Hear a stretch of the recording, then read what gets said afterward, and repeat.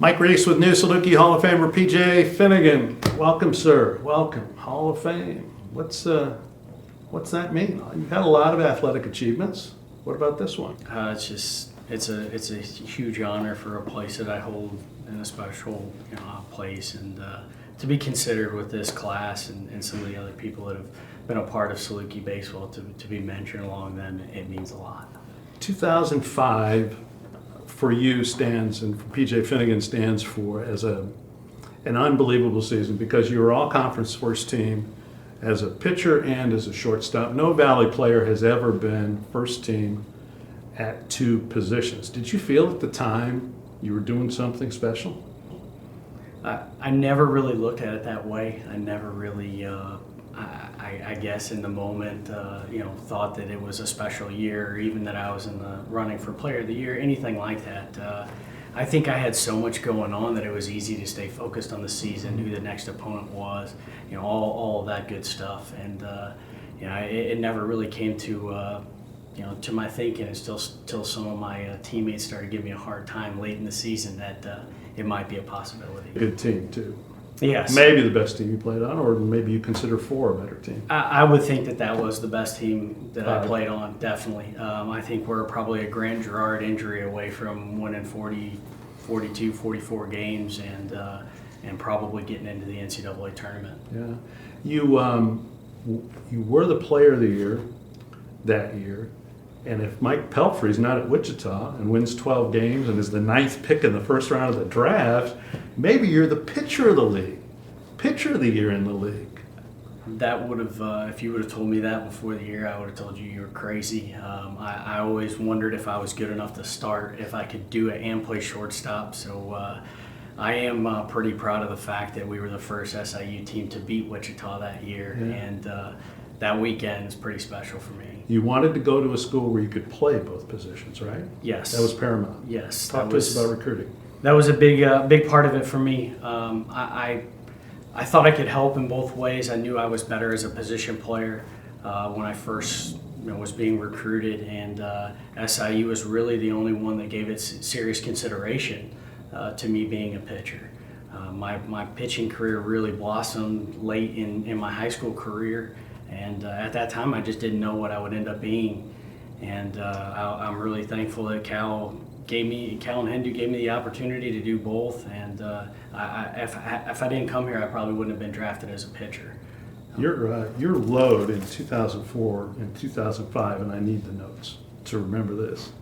2005, your team played 59 games. You played in 51 of them. You started 16 on the mound. Started the other 35 at shortstop, you hit .388. The previous year, actually you got a year off in 5 because the previous year you were busier, 60 games, and you started 57 in only 2 on the mound. So you played every game in 04, maybe every inning? May have been. I don't know that. I do know that I think in 4 years, having talked to John Locke, that I appeared in every single game in 4 years, and that's something I'm proud of just because I always wanted to win. I didn't care if I was coming out of the bullpen, if I was starting shortstop, if I was coming off the bench, whatever it may be. I just wanted to win and find a way to give us a chance to help out. I don't want to keep hammering this stuff, but this is like the old school football player in the 50s who played both sides of the ball every play of every game. And you're doing this in 2004 and 2005, and not only that, but you're performing too, and maybe that's impressive, especially as you coach guys now, to play that much and still perform and produce. Maybe it's an old school mentality. I've never known any way different. I think my body was okay with that, and like I said, I just wanted to win. I didn't care what I was doing. I just wanted to find a way to produce and win. Was it the double play combination of you and Greg Andrews set a record in 03 for double plays and didn't come too far from it in 2004 and 2005. Does that combination stand out? It does.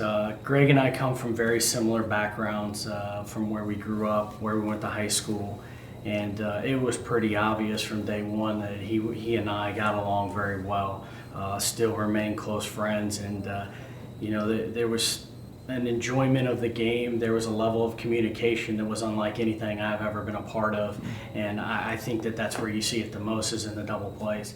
I remember turning multiple double plays where we probably shouldn't even have attempted it, but the fact that we knew each other, we knew where the ball was going to be, we thought we could really turn any double play or any ground ball into a double play.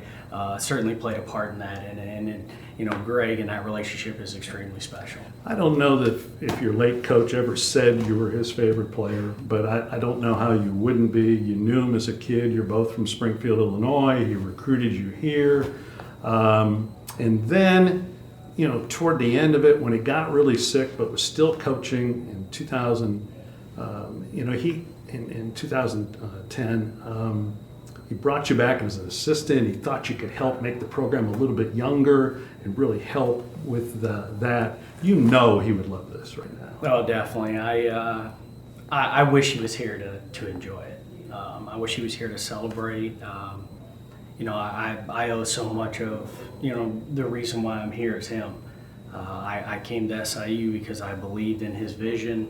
I accepted my worst scholarship offer out of high school to come play for him, and at the time SIU wasn't a winning program, and even the opportunity to get on the field wasn't the greatest. But I just believed in it. SIU felt like home, and I have so much to thank Cal for.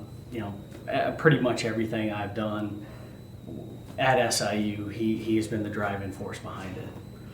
Hall of Fame, P.J. Finigan, well earned. Congratulations and thanks for the time. Thank you. P.J. Finigan.